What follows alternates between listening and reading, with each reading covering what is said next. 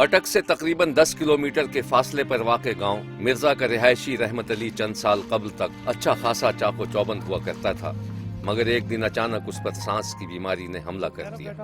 پہل تو رحمت علی اس بیماری کو معمولی سمجھ کر اس سے تنہا ہی لڑتا رہا، مگر جلد ہی اس کی ہمت جواب دے گئی اور وہ چارپائی سے لگ گیا۔ رحمت علی کے ایک بیٹی اور 3 بیٹے تھے۔ سب سے بڑا بیٹا شکیل احمد ابھی 16 سال کا ہوا تھا کہ باپ کی بیماری نے اسے گھر کی کفالت کرنے پر مجبور کر دیا۔ شکیل احمد نے بس اڈے پر کھڑی گاڑیوں کی صفائی ستھرائی کا کام شروع کر دیا، مگر جلد ہی اس نے گاڑی چلانا بھی سیکھ لی، جس کے بعد اس نے اسی پیشے کو اپنا ذریعہ روزگار بنا لیا۔ شکیل احمد گزشتہ 5 سال سے اسی پیشے سے منسلک تھا۔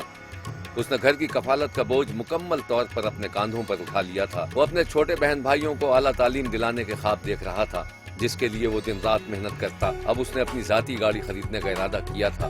شکیل کا خیال تھا کہ اگر اس کے پاس اپنی گاڑی ہو گئی تو وہ زیادہ پیسے کما سکے گا، تاکہ اپنے بیمار باپ کا علاج بھی کسی اچھے اسپتال سے کرا سکے۔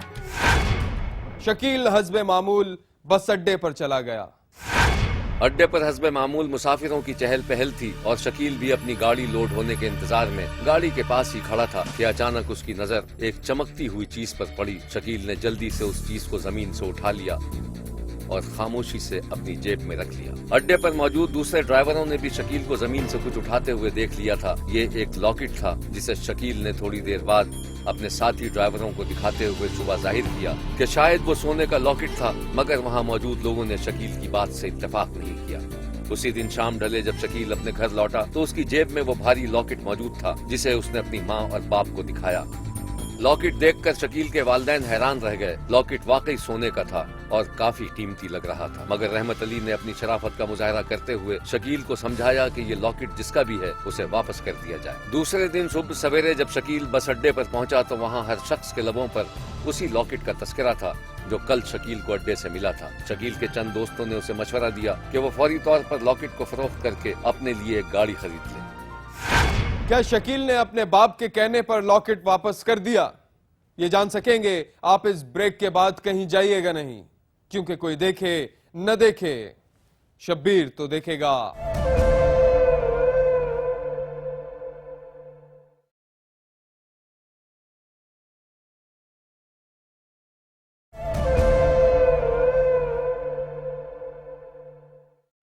اسی بس اڈے پر موجود ایک نوجوان فیاض اور اس کے چند آوارہ دوست بھی موجود تھے، جو بظاہر تو ڈرائیور تھے، لیکن در پردہ وہ اس اڈے پر کئی غیر قانونی کاموں میں ملوث تھے۔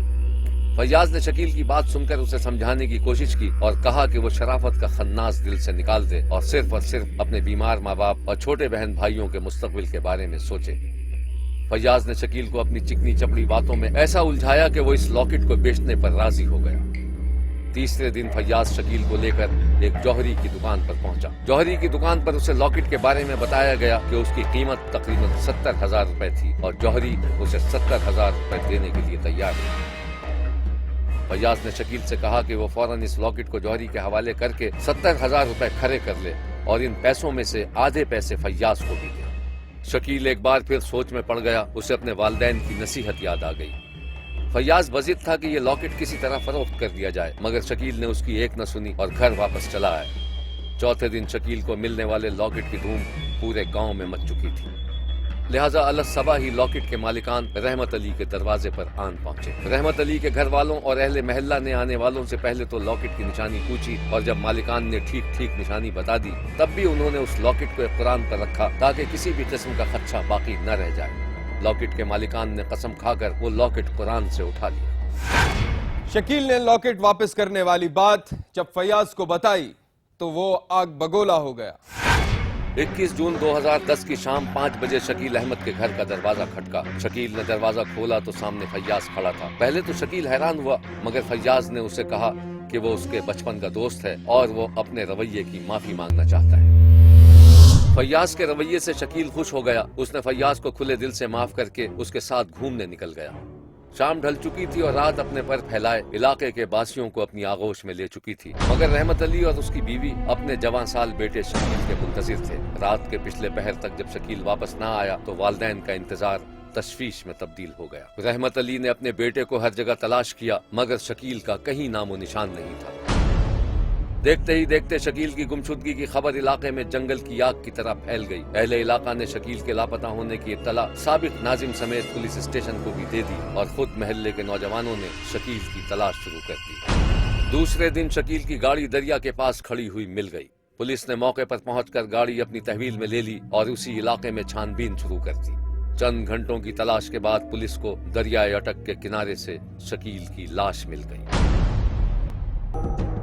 शकील के सर पर गहरे जख्म आए थे और वो औंधी हालत में रेत पर पड़ा हुआ था। पुलिस ने लाश तहवील में लेकर तफ्तीश शुरू कर दी और लाश को पोस्टमार्टम के लिए सिविल अस्पताल अटक रवाना कर दिया। जिस दिन शकील की जवान लाश घर पहुंची, उस दिन शकील के घर समेत इलाके में कोहराम मच गया। रहमत अली का वाहिद सहारा, उसके घर का वाहिद कफील, उन्हें रोता तड़पता सिसकता छोड़कर दुनिया से रुखसत हो गया था। शकील की रुखसती का मंजर दिलखराश था। शकील की जवान मौत पर हर आंख अश्कबार थी।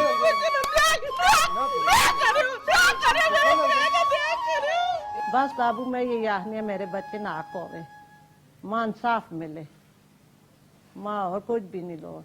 शकील को दफनाने के बाद रहमत अली ने फैयाज अहमद के खिलाफ पर्चा दर्ज करवाने की कोशिश की, मगर पुलिस ने पर्चा दर्ज करने से इनकार कर दिया और पोस्टमार्टम की रिपोर्ट भी अपनी तहवील में ले ली।